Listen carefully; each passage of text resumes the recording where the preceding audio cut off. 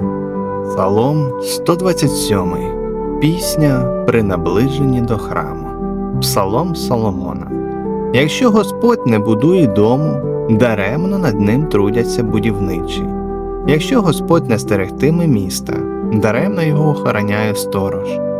Надаремно ви раненько встаєте і допізно засиджуєтеся, споживаючи важко здобутий хліб, адже Господь дає своїм улюбленим сон, турбуючись про них, і коли вони сплять, діти є Господньою спадщиною, винагородою плоду лона.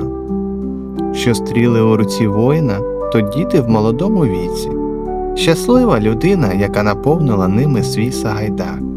Такі не осоромляться, коли сперечатимуться зі своїми ворогами при брамі.